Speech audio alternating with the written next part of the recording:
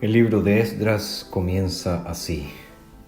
En el primer año de Ciro, rey de Persia, y para que se cumpliera la palabra del Señor por boca de Jeremías, el Señor despertó el espíritu de Ciro, rey de Persia, quien hizo pregonar por todo su reino, oralmente y por escrito, diciendo: Así ha dicho Ciro, rey de Persia: el Señor, Dios de los cielos, me ha dado todos los reinos de la tierra y me ha comisionado para que le edifique un templo en Jerusalén que está en Judá.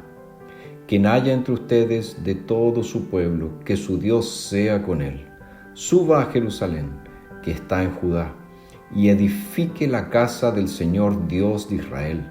Él es el Dios que está en Jerusalén. Y a todo el que quede en cualquier lugar donde habite, ayúdenle los hombres de su lugar con plata, oro, bienes y ganado, con ofrendas voluntarias para la casa de Dios que está en Jerusalén. El libro de Esdras nos muestra el retorno del pueblo del Señor a la tierra prometida.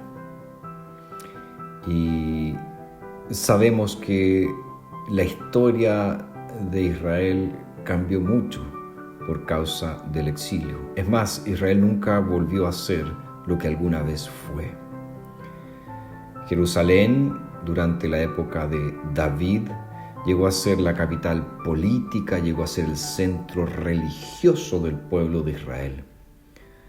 Pero esa ciudad había sido derrumbada bajo la dominación de Babilonia. Y Nabucodonosor, el gobernante de Babilonia, amenazó la ciudad durante más de 15 años. Y sabemos que él tomó a muchos y los llevó al exilio. Y aunque Jerusalén logró resistir durante algún tiempo, finalmente en el año 587 a.C., la ciudad cayó y se llevaron al último rey, Sedequías, capturado a Ribla, donde Nabucodonosor lo hizo presenciar la ejecución de sus hijos y luego le sacaron los ojos. Fíjense, lo último que vio Sedequías fue la ejecución de sus hijos. Y este rey fue llevado encadenado a Babilonia y nunca más se supo de él. El fin de Sedequías marcó el fin de la monarquía de Israel. Y el desastre entonces había caído sobre los israelitas.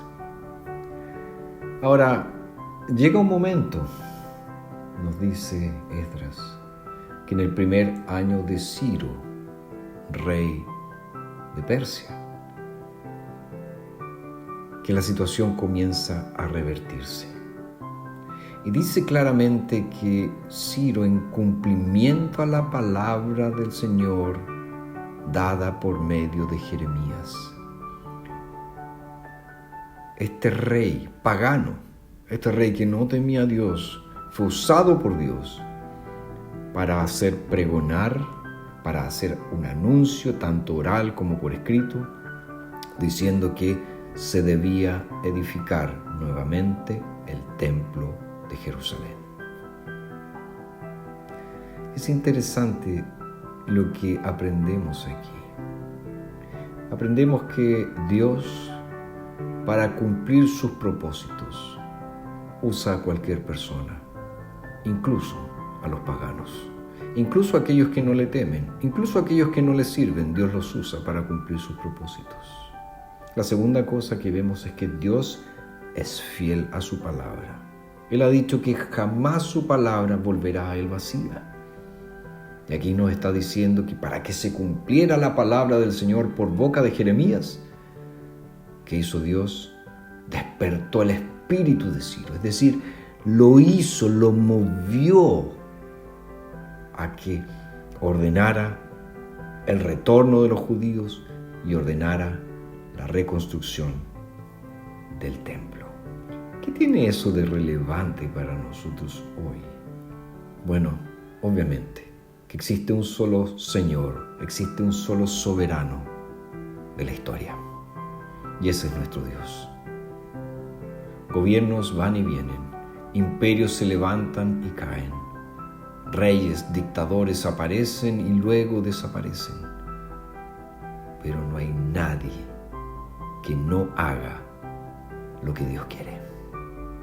Él es el soberano absoluto, Él controla todo. Pero también este texto nos habla de cuán fiel es Dios a su palabra.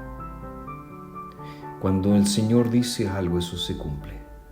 Cuando el Señor determina algo, eso se realizará. Por lo tanto, creyente, anímate. Cuando leas en la palabra de Dios todas las promesas que el Señor ha hecho, todas aquellas promesas que en Cristo Jesús son sí y amén, cuando las leas, anímate, sabiendo que el Señor jamás dejará de cumplir su palabra. Creo que esto es una buena forma de comenzar un nuevo año, recordando que hay un solo Señor, que es el Rey soberano, el gobernante absoluto de la historia. Y recordar también que ese Señor soberano es fiel a su palabra y siempre, siempre hará lo que ha prometido. Pensemos hoy en eso.